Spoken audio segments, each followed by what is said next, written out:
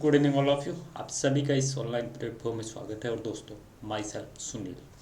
आज हम UGC net के पेपर फर्स्ट जो है उसमें बात करेंगे, और उसमें हम बात करेंगे शिक्षण से संबंधित हमारी जो अवधारणाएं हैं उसको लेके।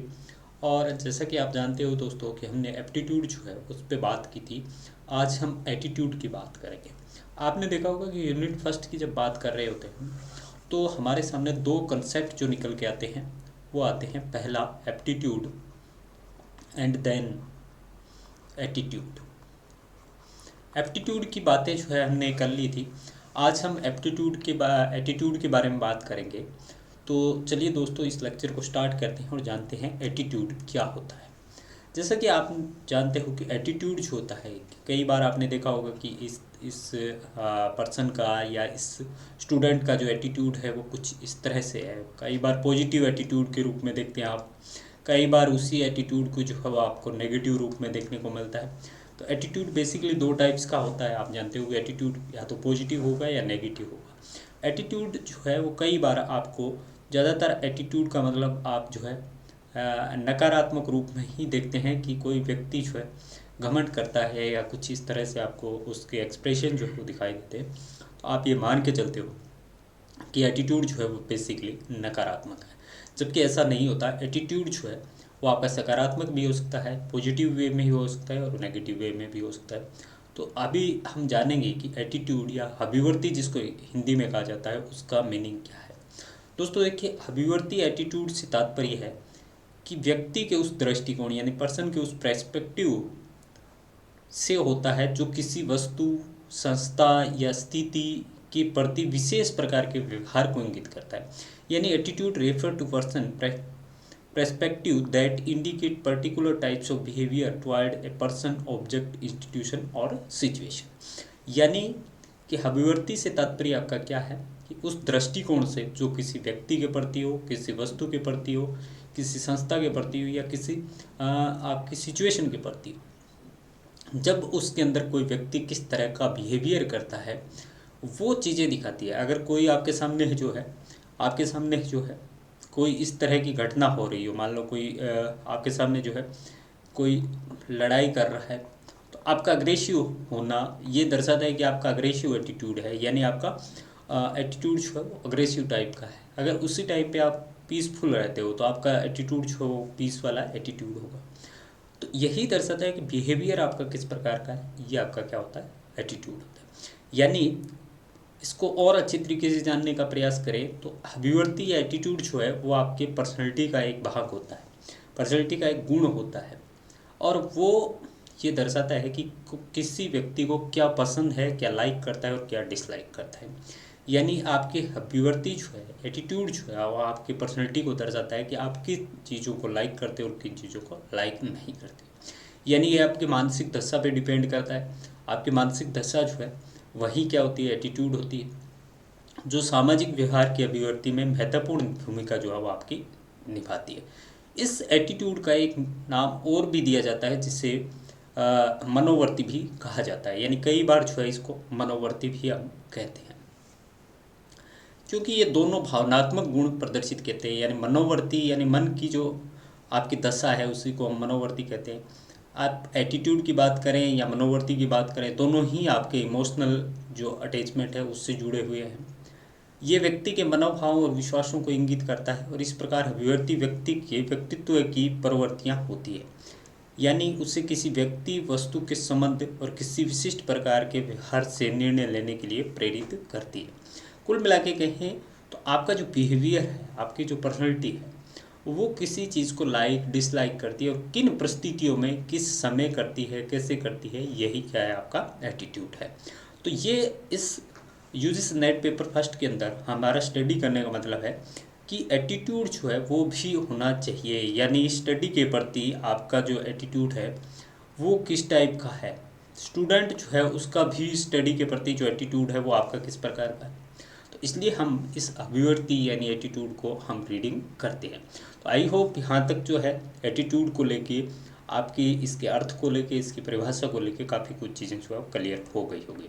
थोड़ा और समझने का इसको प्रयास करते हैं कि कुछ शिक्षा शास्त्री है, कुछ मनोवैज्ञानिक है, यानी कुछ एजुकेटर्स जो है, कुछ साइकोलॉजिस्ट है, वो बताते हैं कि अभिव्यक्ति जो है वो क्या होती है।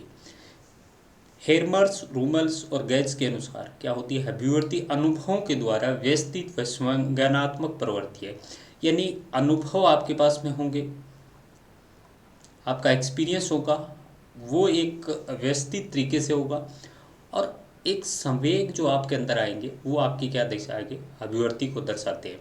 यानी आप किस तरह के संवेग करते हैं, आप नकारात्मक संवेग करते हैं, आप पॉजिटिव संवेग करते हैं, तो ये जो प्रतिक्रिया निकल के आती है वही क्या होती है, आपके अभिव्यक्ति होती है।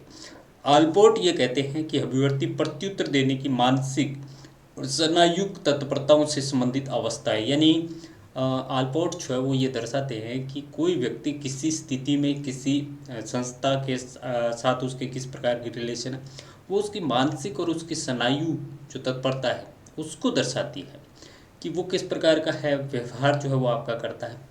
फ्रीमैन के अनुसार अभिव्यक्ति किन्हीं निश्चित परिस्थिति, व्यक्ति और वस्तुओं के प्रति जो है आपकी प्रत्युत्तर देने की काम जो है वो करती है। तो ये कुछ परिभाषाएं कुल मिला के हम कहें तो अभिव्यक्ति क्या है, आपकी मनोवृत्ति ही अभिव्यक्ति है। आप किस प्रकार का बिहेवियर करते हैं और किस परिस्थिति में बिहेवियर करते हैं, वो आपकी अभिव्यक्ति कहलाती है। अब दोस्तों देखिए, अभिव्यक्ति जो है, टाइप्स ऑफ एटीट्यूड जो है, उसमें दो प्रकार आपको देखने को मिलते हैं। बेसिकली एक विद्वान है जिनका नाम ओलपोर्ट है, और ओलपोर्ट जो है वो दो टाइप्स बताते हैं, स्वीकारात्मक और नकारात्मक। यानी पॉजिटिव एटीट्यूड होता है और एक नेगेटिव एटीट्यूड होता है।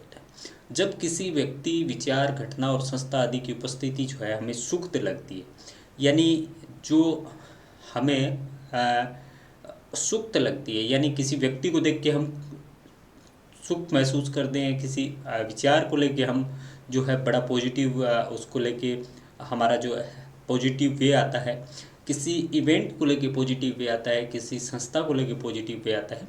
तो इस प्रकार का जो एटीट्यूड होता है उस वस्तु के प्रति, उस संस्था के प्रति, उस इवेंट के प्रति, उस घटना के प्रति, उस आइडियाज़ के प्रति, तो ये हमें क्या दर्शाती है, स्वीकारात्मक अभिव्यक्ति, या जिसको एफर्मेटिव एटीट्यूड भी कहा जाता है। इसको हम दूसरे शब्दों में कहें तो इसको हम सकारात्मक या पॉजिटिव एटीट्यूड भी कह सकते हैं। उदाहरण के लिए यदि कोई, ये जो है ये आपका एक टीचर है, देन ये आपका स्टूडेंट है। टीचर और स्टूडेंट जो है दोनों क्या करते हैं, अब ये टीचर जो है आपका ये इस स्टूडेंट को लाइक करता है, और ये स्टूडेंट जो है ये किसको लाइक करता है, आपका इस टीचर को लाइक करता है। तो ये दोनों के प्रति क्या है, आपका स्वीकारात्मक अभिव्यक्ति है दोनों की, या कह सकते हैं पॉजिटिव एटीट्यूड है एक दूसरे के प्रति। इसी प्रकार से नकारात्मक दृष्टिकोण में क्या होता है कि जब हम किसी व्यक्ति को, किसी वस्तु को, किसी संस्था को, किसी विचार को या किसी इवेंट को लेके हमारे अंदर सुख नहीं होता है, हमें दुख होता है, तो उसे हम नकारात्मक अभिव्यक्ति या नकारात्मक एटीट्यूड कहते हैं। यानी उसको देख के हमें दुख होता है, हमारी जो नेगेटिविटी जो है वो जाहिर होने लगती है। तो इस प्रकार का जो अभिव्यक्ति होता है वो आपकी नेगेटिव एटीट्यूड होता है। इसमें आप देखिए कि किसी विशेष समूह या समुदाय के प्रति आपका पूर्वाग्रह भी इसमें आता है। यानी किसी चीज़ को लेके आपके माइंड के अंदर पहले से ही पूर्वाग्रह जो है वो रहता है कि ये चीज़ जो है वो मेरे लिए नेगेटिव है, या इस चीज़ को मैं नापसंद करता हूँ। भले ही वो सही हो या गलत हो, लेकिन पूर्वाग्रह जो है वो कहीं ना कहीं आपका बना रहता है। तो ये हम देखते हैं कि कुछ लोग जो है जाति को लेके, अब कास्टिज्म जो है उसको लेके आप देखेंगे कि कुछ उच्च कास्ट के जो लोग हैं वो निम्न कास्ट के लोगों से जो बिहेवियर है वो अलग प्रकार का करते हैं। कुछ टीचर जो है किसी स्टूडेंट को लेके, आपके पास में 2 स्टूडेंट है, अब ये टीचर इसके प्रति पॉजिटिव है लेकिन इसके प्रति आपका नेगेटिव है।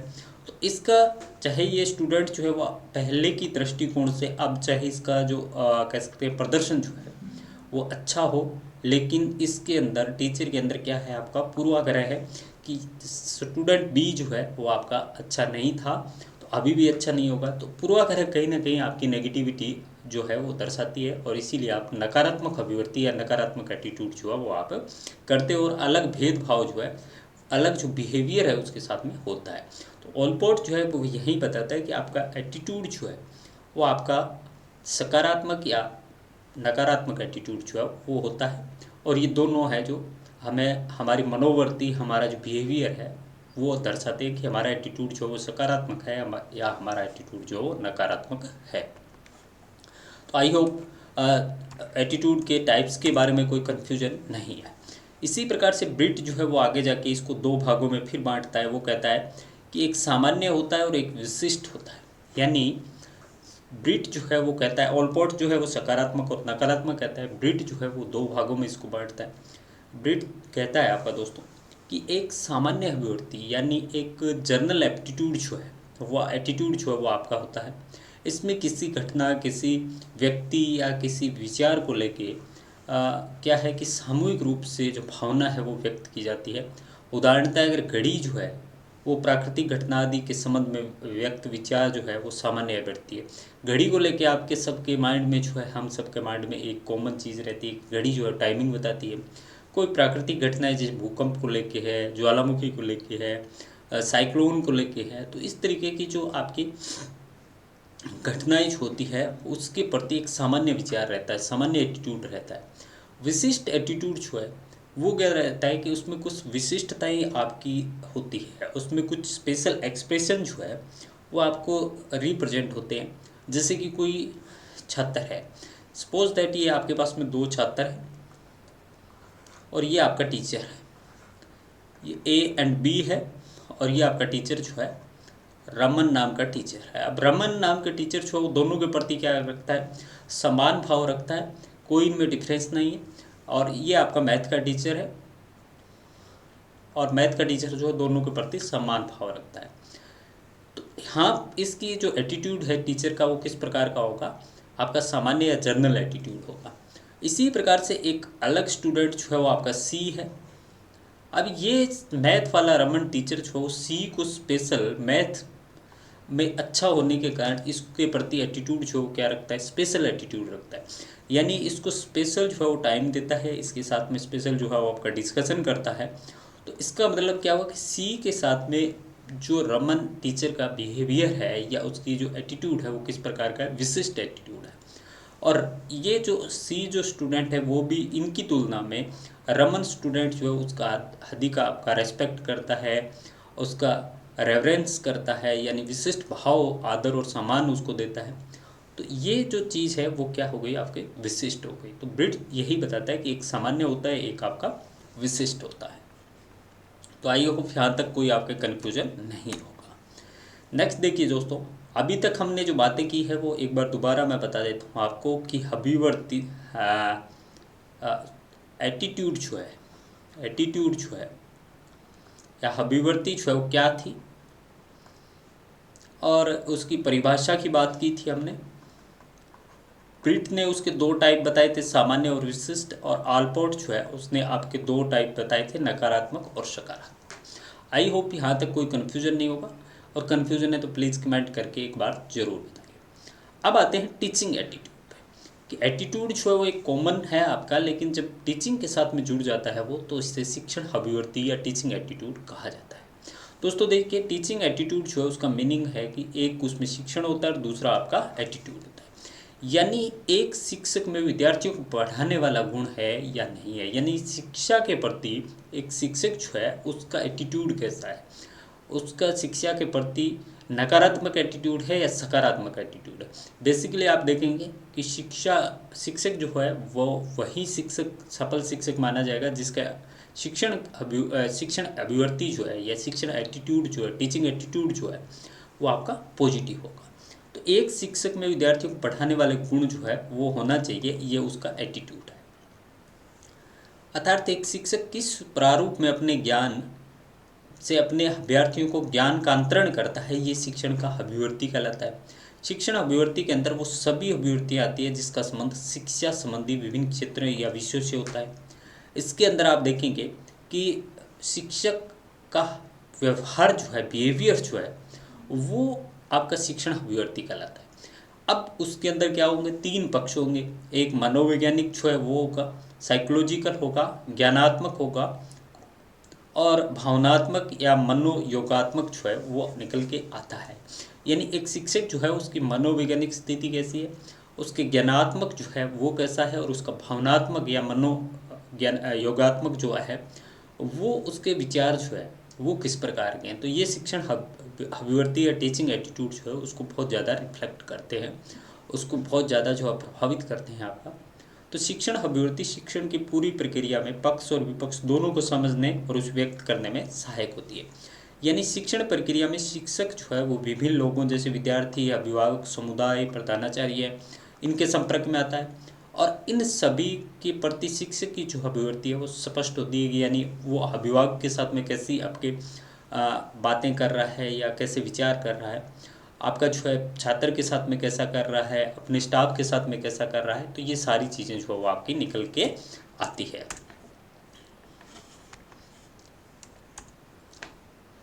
अब देखिए दोस्तों, कुछ क्वेश्चन जो है वो यहाँ पे देख लेते हैं कि शिक्षण अभिवृत्ति का अर्थ क्या है। यानी विद्यार्थियों के प्रति दृष्टिकोण या अध्यापन के प्रति दृष्टिकोण या समाज के प्रति दृष्टिकोण या विषय के प्रति दृष्टिकोण। तो शिक्षण अभिवृत्ति का अर्थ होता है अध्यापन के प्रति दृष्टिकोण, और वो जो दृष्टिकोण है वो उसका पॉजिटिव है या नेगेटिव है वो उस पर डिपेंड करता है। एक अच्छे शिक्षक की शिक्षण अभिवृत्ति जो है नकारात्मक, उदासीन, सकारात्मक या आलोचनात्मक, तो आप देखेंगे सकारात्मक होती है हमेशा ही। नेक्स्ट हम क्वेश्चन की बात करें तो आप देखें कि शिक्षण अभिवृत्ति मुख्य रूप से संबंधित है यानी ज्ञान से, कौशल से, भावनात्मक क्षेत्र से या मनोचालक क्षेत्र से। तो भावनात्मक क्षेत्र जो है इसमें सबसे ज़्यादा इम्पोर्टेंट है आपका। शिक्षक की शिक्षण अभिवृत्ति विकसित होती है, अनुभव और प्रशिक्षण दोनों से होती है। अनुभव हमने देखा था कि कोई भी अभिवृत्ति होगी, कोई भी एटीट्यूड होगा, वो आपका अनुभव और आपका जो प्रशिक्षण होगा, ट्रेनिंग जो होगी, दोनों से होगा। शिक्षक की अभिवृत्ति जानी जाती है साक्षात्कार से, प्रश्नावली से, अवलोकन से या सबसे। तो सभी जो है इसका सही आपका आंसर है। नेक्स्ट देखिए दोस्तों, एक शिक्षक की सकारात्मक शिक्षण अभिवृत्ति से तात्पर्य क्या है आपका कि विद्यार्थियों का सीखने का स्तर जो है उससे बढ़ता है। अगर वो पॉजिटिव है तो सीखने का स्तर जो है वो आपका बढ़ता है। निम्न में से कौन सा शिक्षण अभिवृत्ति का अंग नहीं है। यानी विद्यार्थियों के प्रति दृष्टिकोण, शिक्षक विधियों के प्रति, विद्यालय प्रशासन के प्रति और परीक्षा परिणाम के प्रति।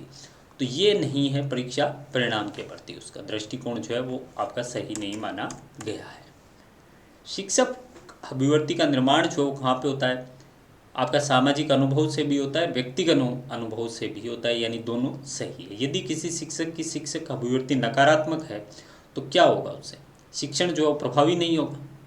डेफिनेटली जो है उसका पॉजिटिव होगा तो आपका प्रभावी होगा, नेगेटिव है तो नहीं होगा। एक शिक्षक की सकारात्मक शिक्षण अभिवृत्ति का परिणाम जो क्या है कि रचनात्मकता जो है वो शिक्षण के अंदर बनी रहेगी, सृजनात्मकता जो है शिक्षण के अंदर बनी रहेगी, और यही जो है इसका एक बेसिक उद्देश्य मान सकते हैं, बेसिक ऑब्जेक्टिव जो आपका मान सकते हैं। तो आई होप टीचिंग एटीट्यूड के बारे में जो हमने आज बात की है इस लेक्चर में, उसमें काफ़ी कुछ चीज़ें आपके क्लियर हो गई होगी। नेक्स्ट लेक्चर में जो है आप बात करेंगे टीचिंग एप्टीट्यूड वाले पार्ट से ही आगे के जो कंसेप्ट है उसके बारे में। तब तक के लिए thank you all of you.